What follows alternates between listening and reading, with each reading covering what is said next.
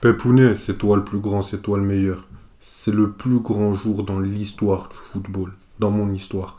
Le plus grand entraîneur de l'histoire, c'est toi. Tu l'as finalement remporté, tu l'as fait. Le mec là avec qui je fais des vidéos, à chaque fois tu me DM, tu lui dis-lui de se calmer et tout. Il va s'excuser. Générique. Ah oui, pour Ribéry qui va arriver devant Casillas. Vas-y mon petit. Il est dedans. Il est dedans.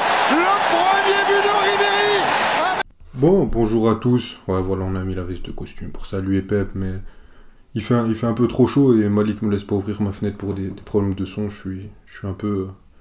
Je travaille dans de mauvaises conditions.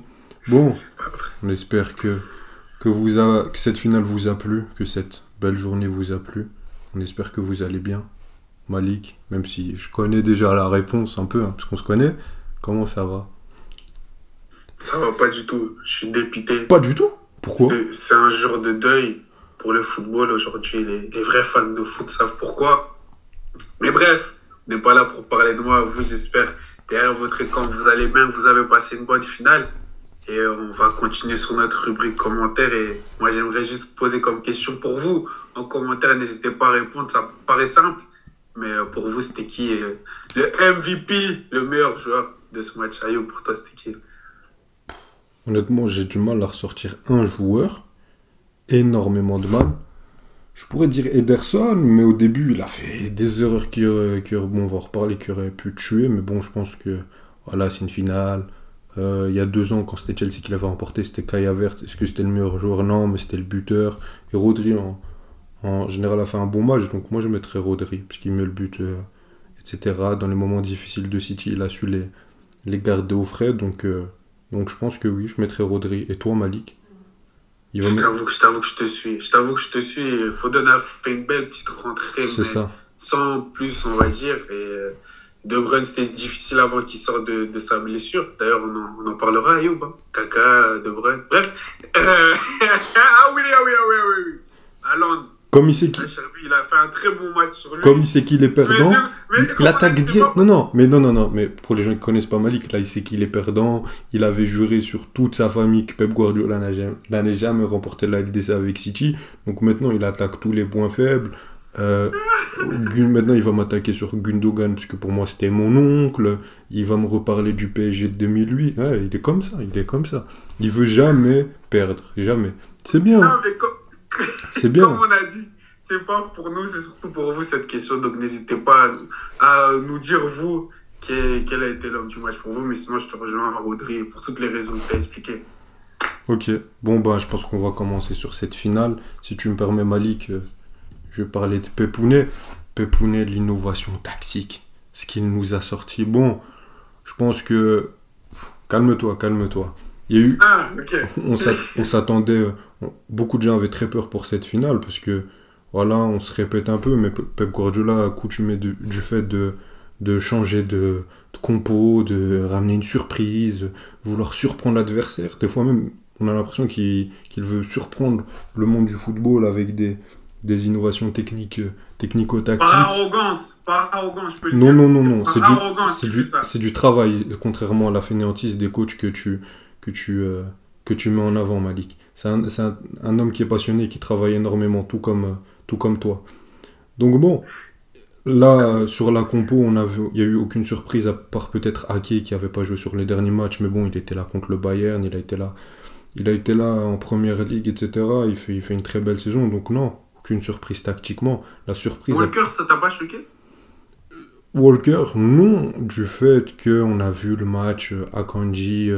Ake contre le Bayern, Akanji a été satisfaisant même dans un poste de central gauche, il comptait pas jouer très très haut, je pense que c'est aussi pour l'état de forme physique, c'est un tout, tu vois, il voulait être dans la continuité de ce qu'il avait fait, donc pour moi Walker aurait pu jouer par rapport à son match à Vinicius, mais en tout cas c'est pas une folie, il a pas sorti Rodri pour mettre Calvin Phillips ou mettre Mahrez dans l'axe, parce qu'il pensait que ça allait faire quelque chose, non, il a fait ce qui fonctionnait sur les derniers mois, sur la bonne dynamique. Mais là où a été la surprise, c'était sur le jeu avec ballon de City. le jeu sans ballon, bon, ils les ont attendus plus bas, etc. Mais le jeu avec ballon de City a été assez différent de d'habitude. C'était pas le jeu dynamique qu'on connaît, où autour du porteur de balle, il y a 3 joueurs qui sont en mouvement. Non, là, c'était un jeu de position. J'avais l'impression de voir le Barça des grandes années de Pep. Et en première mi-temps, c'était pour calculer, c'était pour attendre une brèche. On l'a vu sur les 2 situations d'Haaland. Donc ça, c'était assez spécial, parce que c'était un parti pris. Tu délaissais le spectacle pour essayer de contrôler cette équipe de l'Inter avec et sans ballon, vraiment les anesthésier, essayer de calmer les choses sans créer du danger. Mais le problème, c'est que ça a eu ses limites, cette méthode, parce que t'as pas su trouver de la profondeur, t'as pas su casser le pressing interiste, t'avais des ailiers, Bernardo Silva et Grilic, qui étaient très bien bloqués par les pistons. On reviendra sur l'Inter, hein, mais sur le match tactique d'Inzaghi, c'est très bien préparé. Ils ont très bien préparé leur bloc. T'avais tes Matteo Darmian, des Bastoni qui montaient sur les milieux de terrain par moment pour vraiment contrôler cette zone du terrain de Manchester City. Manchester City, c'est pas découvert. Et au-delà du niveau tactique, puisque niveau tactique, on peut en parler pendant des heures dans le vide, puisqu'il n'y a pas eu quelque chose d'exceptionnel. Mais tu sentais une certaine nervosité dans cette équipe de City, puisque les défenseurs, ils contrôlaient bien les Lautaro, Dzeko, quoique Lautaro et même Barella ont eu par moments des situations où ils ont été dangereux, etc., sur les ressorties de balles. Mais là où venait le danger pour City, c'était City. C'était par moments, tu sentais de la nervosité dans les relances, les défenseurs, ça chamaillait un peu, et surtout le mec qui les a sauvés à la fin du match, Ederson, à un moment je me suis dit, le mec il nous a vendu du rêve, le mec il va te les tuer. Non, donc tu sentais cette nervosité, faut pas oublier que c'est un groupe qui a été longtemps, on leur a longtemps rappelé qu'ils allaient jamais gagner ce titre. On leur a souvent rappelé que c'était une très belle équipe, mais c'était une équipe de perdants, que c'était pas une équipe qui pouvait aller remporter ce titre, qu'ils n'avaient pas de caractère. Le mec juste en haut à ma gauche a fait que répéter ça durant toute sa vie. Non, mais sérieusement, c'est un discours que les joueurs ont entendu, ils ont été matrixés par ça. Et pour être court, en deuxième mi-temps, ils ont accéléré pendant 20 minutes, et là on a vu de meilleures choses. Là, ils ont su étouffer un peu l'Inter. Là, on a vu des choses différentes. T'avais Foden qui a fait de belles choses, etc. Et là, tu commences à essayer d'avoir des situations, être un peu plus dans la surface, même si, en général, avant le premier but, les occasions, pour moi, c'est limite du 50-50. T'as rien eu d'extraordinaire. Et là, vient un petit cafouillage dans la surface où t'as une tête, je pense, je sais plus de qui vient la tête, à la base, je pense de Gundogan, puis elle est remise dans la surface, et là, t'as Rodri, comme un signe, au milieu de terrain. Je pense que c'était le seul qui arrivait un peu à tenir la baraque, Gundogan. Tu parles du but? Oui. Non, le but, c'était en mode quand comment ça s'appelle? Ouais, Akanji met la balle en profondeur à Bernardo Silva. Ah oui. Bernardo Silva, il remet dans l'axe, puis je te laisse finir. Je confonds avec la situation. Ouais, t'as confondu, ouais, merci. T'as confondu, t'inquiète. Et du coup, t'as Rodri, c'était comme un symbole. C'est un joueur qui fait une superbe saison en City. Nous, on en parle beaucoup, mais on sait très bien, dans le monde du football, c'est un 6, on va plus parler d'Haaland. Mais c'était le seul qui tenait la baraque dans ce match-là, surtout au milieu de terrain. Stones, il était un peu plus sur le demi-espace droit, on le voyait moins, il était bien cadenassé. Gundogan perdait énormément de duels. De Bruyne, c'était assez difficile, même si c'est De Bruyne, et sur une accélération, il pouvait faire quelque chose de grand. En plus, il a été blessé. Et comme un signe, ce joueur de l'ombre, qui fait un travail stratosphérique, arrive et marque ce but. Et puis, tu as eu un moment où l'Inter a pressé, mais ça, on en reparlera après. Je te laisse continuer sur City, Malik.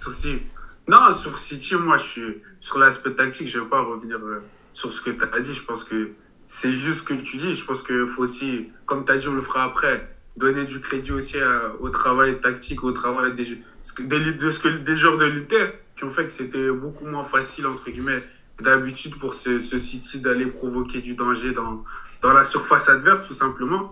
Mais par rapport à City, c'est comme tu dis, et pour l'Inter et pour certains joueurs aussi, c'était pareil.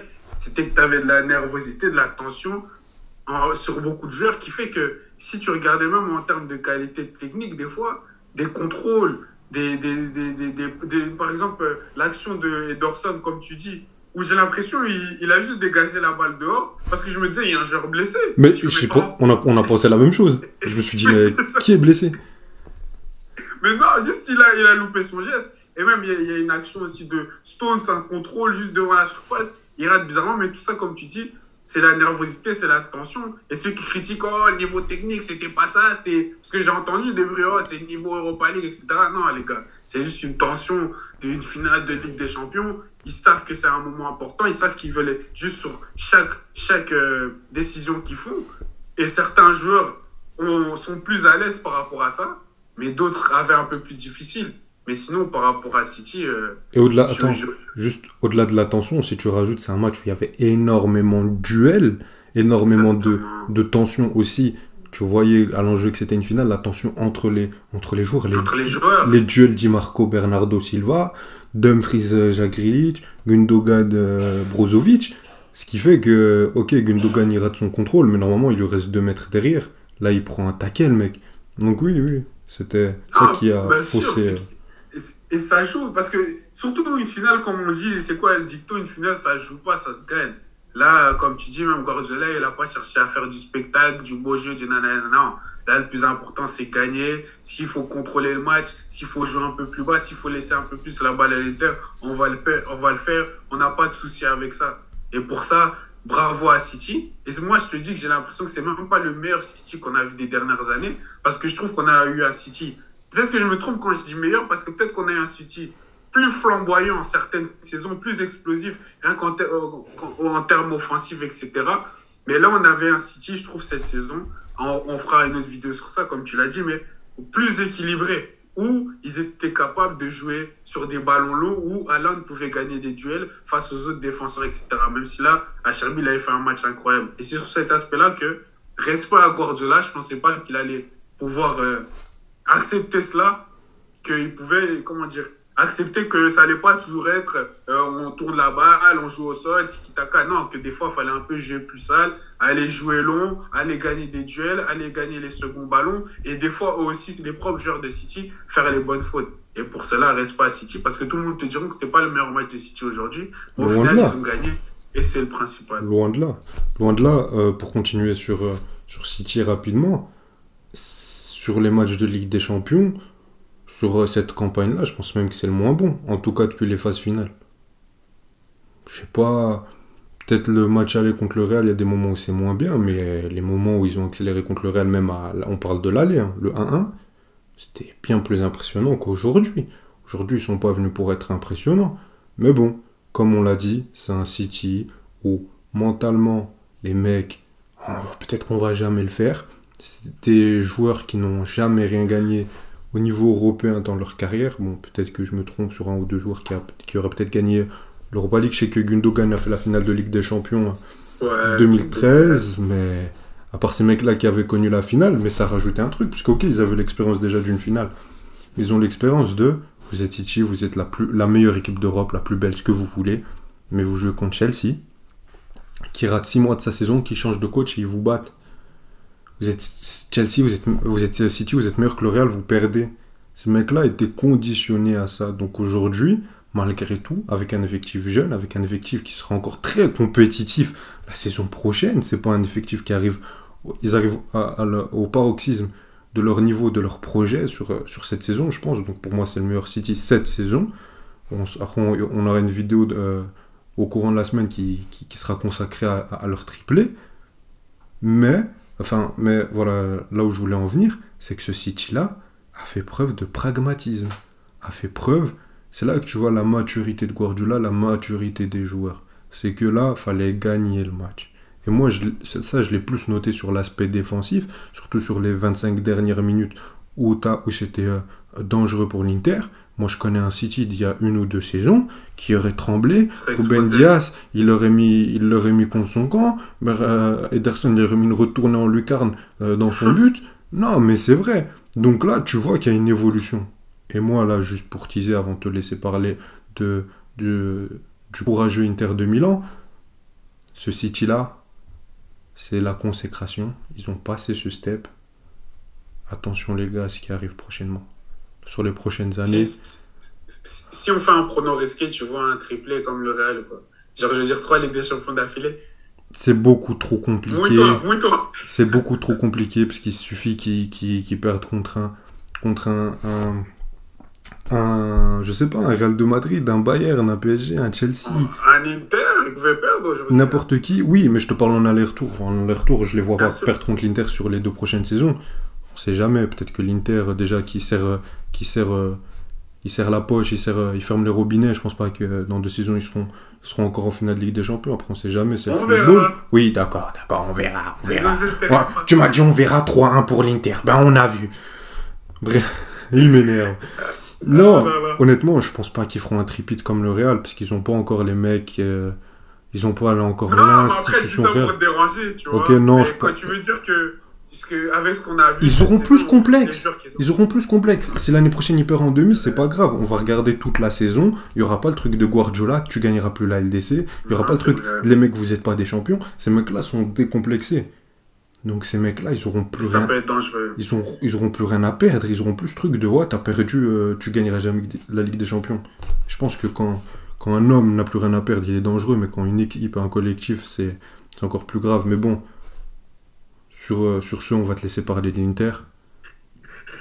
Les Nerazzurri, déjà j'ai envie de dire bravo ragazzi, comme on aurait dit en italien, franchement, ils ont fait le match que j'attendais d'eux. Ils allaient être prêts tactiquement, ils allaient se battre sur chaque ballon, ils allaient faire des fautes quand fallait faire des fautes comme ils l'ont fait, grâce à leur défense à 3. Ils allaient empêcher à ce milieu, à 4, quand Jones y rentre dans le milieu de terrain, d'avoir autant de liberté et d'espace avec un défenseur qui n'hésite pas à sortir que ce soit un Bastoni ou un Darmian, parce qu'on va dire Acherbi était plus dans un marquage individuel d'Haaland, mais tu avais les 2 défenseurs à côté qui n'hésitaient pas à sortir dans le milieu pour empêcher cette construction de City, même si, comme tu l'as dit, c'était un City qui allait moins, comment dire, que par rapport au match du Real, on va dire le match retour, qui allait moins mettre la pression haut sur le terrain par rapport à l'Inter. Et je veux dire, même quand l'Inter avait le ballon, j'aimais le fait que même quand l'Inter jouait long, c'était pas un bête jeu long, on envoie, on va faire courir l'attaquant bêtement. Non, t'as Onana d'abord qui va chercher son petit Bastoni, son petit Darmian, son petit Brozovic, tu le remets. On essaie d'avoir l'espace aspirateur, comme on aime dire des fois dans le foot, faire monter le bloc de City et boum, on envoie Dzeko qui essaie de gagner le duel et deuxième ballon, un des joueurs de l'Inter, que ce soit Dumfries, Barella qui vient. Donc c'était vraiment l'Inter qui... Il y avait aussi, désolé de te couper, aussi un jeu très intéressant. Tu vois qu'ils avaient travaillé, parce qu'ils travaillent souvent leur ressortie de balle, etc., en fonction de leur adversaire, même s'ils ont leur truc typique à eux. Sur les renversements de balles, là, pour faire redescendre à chaque fois Grealish et Bernardo Silva, et toujours les concerner sur les duels. Chapeau. Bien sûr. Mais c'est vrai que je te dis que même dans leur jeu, quand ils jouaient long, genre c'était pas un bête jeu long comme on peut voir de certaines équipes, on envoie, on fait courir l'attaquant. Genre ce que fait Allegri. Non, pardon. Ayoub a un problème avec Massimiliano Allegri, alors que c'est quand même un coach qui a mené 2 fois en 3 ans la Juve en finale. Et Dieu reste pour le garçon, s'il te plaît, Ayoub. Mais bref, mais comme je t'ai dit, c'est que, comme tu l'as dit, ils impliquaient dans les duels des Bernardo Silva, des Dumfries. Mais par exemple, là, tu as parlé de Bernardo Silva qui devait être impliqué. Et tu as vu le match de Di Marco. Di Marco, il a fait un match superbe, il était excellent, il allait dans la profondeur, il se donnait. Et je pense même qu'après le match, il va être dans la soirée du UFC le 289, parce que... Oh, quand même, hein. Il peut. J'ai pas compris. Bah, niveau combat, si après il combat au Canada, là, l'UFC 240... C'est vrai ou pas? Football. C'est du football. Non, Malik. On est dans un sport de contact. Je connais beaucoup d'entraîneurs, je connais beaucoup d'arbitres qui auraient mis beaucoup de cartons jaunes ce soir. Donc, tu dirais que l'arbitre a été gentil avec l'Inter, c'est ça que tu dis? Oui, toi, oui. On arrête la vidéo là, on a trop parlé. Non, mais je pense que l'entraîneur était très clément. Et en parlant de clément, si c'était un Clément qui était arbitre, ben on aurait eu beaucoup de cartons jaunes ce soir-là. Peut-être qu'il y aurait eu plus de jaunes, mais des fois il y avait des situations où des fois il y avait des fautes qui n'étaient pas sifflées, tu vois. Oui, bien sûr, mais je te dis pas que l'arbitre était du côté de l'Inter ou quoi. Il y a un moment, t'as Gundogan, il fait la faute sur Lautaro, il siffle pas. Après, t'as une faute de Dumfries sur Grealish, il la siffle. Il siffle. Je te dis pas ça, je te dis que l'arbitre, c'est un arbitre de PL, il essaie énormément de contact et on aime. Après, je trouve que par moment, Il aurait pu Non, sortir mais plus parce de que cartons quand tu jaunes. dis il doit aller à l'UFC 289, tu veux passer comme si c'est Di Marco qui joue comme ça. Comme tu l'as dit, City aussi a accepté de jouer ça à certains moments, mais respect à eux. Pour ça, quand je dis ça, ça veut dire être agressif, faire les petites fautes vicieuses ou les petites fautes pour casser le rythme du match. Mais en tout cas, l'Inter avait eu le plan parfait pour qu'ils se donnent le plus de chances pour gagner ce match. Ils avaient fait le match qu'il fallait pour qu'ils puissent gagner ce match. C'était exactement comme ça qu'ils devaient jouer, comme ça qu'ils devaient empêcher City de pouvoir, de pouvoir les battre et rouler sur eux comme tout le monde aurait pu le prédire ou le planifier. Maintenant, le problème, c'est que il y a deux actions de l'Inter. C'est pas, c'est des actions ratées, c'est des actions qui doivent être concrétisées, c'est des actions, ça doit être but. Tout simplement. Quand je pense à où Akanji ne communique pas bien avec Ederson et Lautaro qui a cette intelligence d'aller vers la balle, vu cette erreur, faut punir. Faut punir à ce niveau-là. On en parlait même pendant la Coupe du Monde, Ayoub. Quand on a des occasions, faut punir à ce niveau-là, et surtout en finale de Ligue des Champions. Mais cette action-là, quand Lautaro décide de tirer au lieu de faire la passe à Lukaku pour qu'il marque, c'est déjà problématique. Mais moi, c'est l'action à la 88e de Lukaku. Tu vas me dire, il met la tête qu'il faut, Ederson, il sort par chance. Mais... Ah, tu dis pas ça? Je pensais que je suis un grand attaquant, Malik.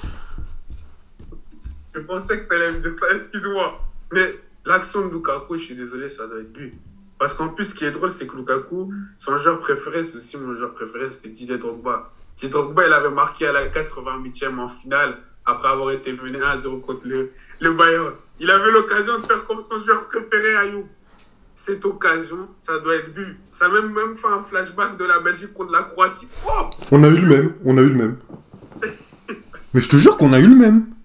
Ouais. Mais vraiment, je me suis dit, mais il récidive là, le pote, on lui a dit.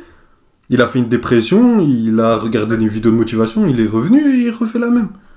Je veux dire, pour moi, franchement, les Terres, ils ont fait le match parfait, ne fût-ce que tactiquement et dans l'implication qu'ils mettaient. L'attitude que je te disais qui a beaucoup joué, qui mettait, parce qu'il y a aussi des joueurs de l'Inter, un Çalhanoğlu, un Dumfries, où le moment n'était pas trop big pour eux, mais il y avait des erreurs qu'ils faisaient. Pour toi tout était parfait. Parce que pour moi, sur la compo de départ, j'étais déçu de ne pas avoir vu Lukaku, par exemple. Parce que Lukaku, on peut... Non, pas pour moi. Non, on peut dire ce qu'on veut. Mais Dzeko, j'ai pas été hyper satisfait de son match. Après, c'était très compliqué. Et quand on voit l'application tactique des défenseurs en face, normalement le meilleur neuf du monde actuel, bon, puisque Karim Benzema lui a laissé son trône volontairement, bien évidemment, bah, le mec là, il a pas fait de match, mais Dzeko, c'était pas impressionnant. Et Lukaku, quand on voyait la forme récente, quand on voyait, même quand il est rentré, là, comment il pesait sur la défense par moment dans la surface quand l'Inter avait le ballon, je me dis qu'il aurait pu faire beaucoup en transition. Je sais pas, parce que surtout au début de match, quand, comme je te disais, le genou, on cherchait un Dzeko à aller gagner des duels. Dzeko gagne beaucoup plus de duels que Lukaku. Genre même, tu l'as dit, il pesait sur la défense, mais il y avait des duels à la fin de match qui ne gagnaient pas. Et c'est surtout que sur les dernières semaines, même s'il était en forme, comme tu disais, la plupart du temps, c'était comme ça que l'Inter avait commencé les matchs, avec un Dzeko qui commence, et où la plupart du temps, l'Inter gagnait 1-0 ou menait 2-1. Et donc, ça veut dire c'était plus ouvert au niveau de la défense adverse. Et donc, à Lukaku, avec sa vitesse, sa puissance dans les transitions, ça a aidé, tu vois. Sur ça, je ne vais pas en vouloir à Inzaghi. Bien sûr, tout n'était pas parfait vu qu'ils n'ont pas gagné. Mais je me dis, c'est que là, ils se sont donné le plus de chances, vu leur effectif, vu leur qualité à eux, vu l'équipe adverse, pour pouvoir gagner ce match. Malheureusement, ils n'ont pas mis des occasions qui devaient être but pour moi. Ne fût-ce qu'aller chercher une prolongation, je pense qu'ils étaient capables de le faire. Et fort respect à l'arrêt d'Ederson à la fin. Et ce que je veux dire, c'est que moi, je ne suis même pas forcément énervé contre cette équipe de l'Inter. C'est que, voilà, il y a eu des occasions qui doivent être buts, selon moi.